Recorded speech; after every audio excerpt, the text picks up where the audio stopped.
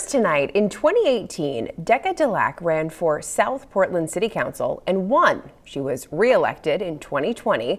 Last December, when she was unanimously elected mayor of South Portland by her fellow councilors, it made national news.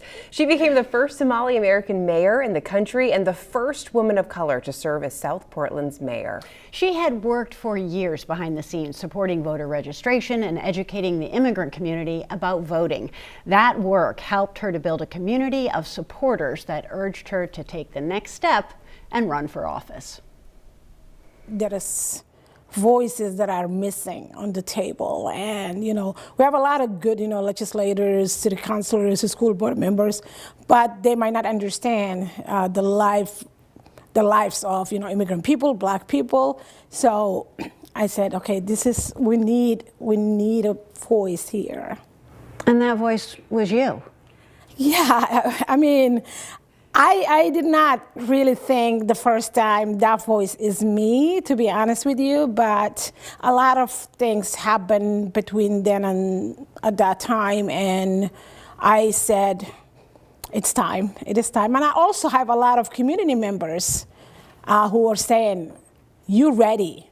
Her friends and supporters might have believed she was ready, but as Deqa Dhalac thought about running for city council, she turned to her children for their input. Her oldest son was not enthusiastic. And he said, you have so many identities that are negative now, and we're talking about in 2018, and he said, you're a Muslim, you're Black, you're a woman, and you're an immigrant, and you have accent.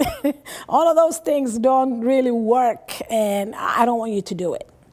I said, okay, that's one, concern. So, but the other two young ones, whom I call my two rebels, said, no, you have to do it. Because a lot of kids who look like us, a lot of kids who look like you, a lot of women, a lot of youth in general, is going to say, okay, if she can do this, we can do it as well. So you're going to be opening a lot of doors for a lot of people. And I said, okay, it's a democratic house, majority rules.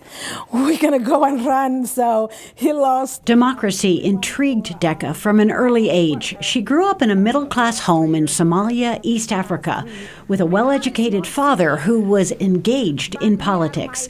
She describes her mother as being extremely smart and remembers always talking about politics in her household. My father would tell us, there is a whole lot of different world out there. There are countries in the world that has democratic presidential governors. And we were really fascinated by that because we'd never seen it. We were born in a country that we had only one president and one cabinet, and everybody is staying in that position like forever. So we were really fascinated by that. Like many local politicians, she started her campaign the old-fashioned way, by knocking on doors. As women, we do not step to public service or leadership positions because we don't usually believe ourselves, although we have the education, the experience, you name it. What really made it easy for me was that I had a community of people that came for me, and Mainers and new Mainers, and people from all walks of life. The higher number was people who would say, it's about time to see different faces, different people stepping up, different people, wanted to run for office. So all in all, the positive that I get was bigger than the negative. Deqa holds 2 master's degrees and is a full-time social worker for the Maine Department of Education.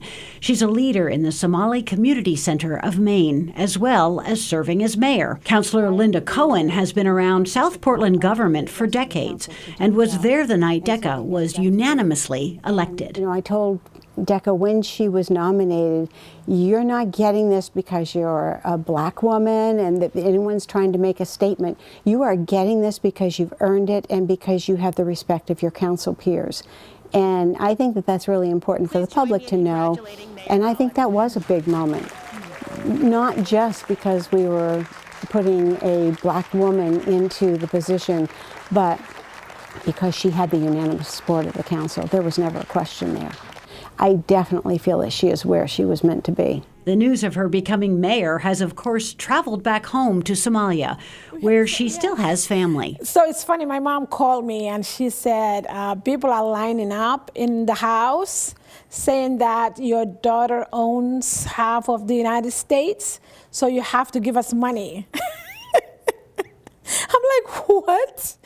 Mayor Dhalac actually did send some money home to her mom so they could throw a big party and celebrate her newfound fame.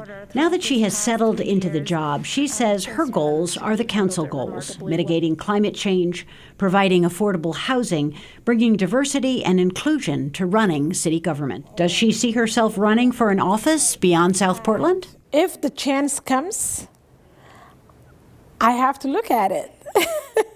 I cannot say yes, I cannot say no, but if the opportunity comes, I will, run with my group of people that are, my confidants and my kids, and ask them what they think, and always majority will rule. I always think about this, and I said, it's not about me, it's about everybody. And I always have this African proverb that says Ubuntu.